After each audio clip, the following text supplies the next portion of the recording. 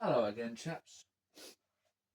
We've got a one mass here at one distance from the pivot, and then we're going to put a half mass at two distances from the pivot.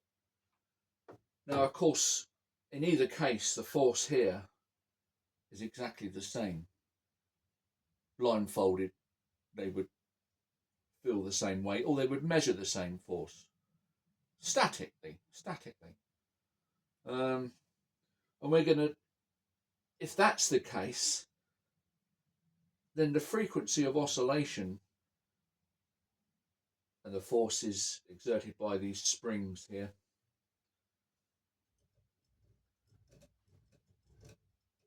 that frequency of oscillation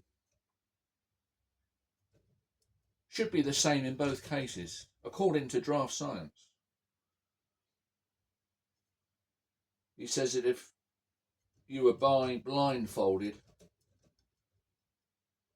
and you wiggled this end, you would not determine any difference between the one mass here and the half mass here. You would not feel it. Of course, I've shown that you do, actually. In an old video, I had two of these levers set up side by side, one with the one mass here and the other with the half mass here, and with the same spring force on each released together. The half mass two distance clearly moves slower, much slower than the one mass one distance. Of course, that was ignored, but anyway, get an idea of the frequency that is producing.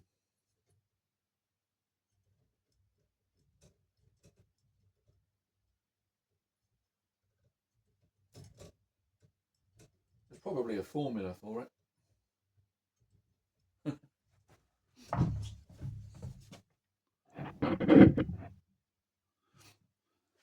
This is the half mass at two distances.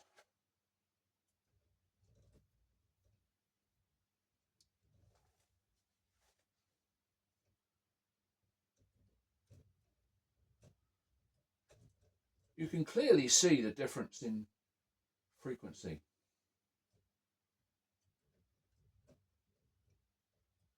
I hope you can.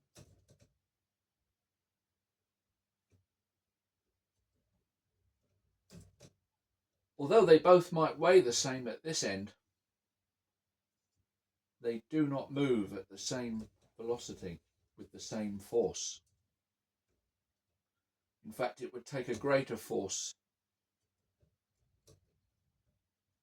to make this configuration have the same frequency as the previous, or a greater force to make the half mass two distance move at the same velocity as the one mass one distance. They're not dynamically equivalent because of the old fable of inertia. It's a shame the old fable is actually true in the real world. Bye for now.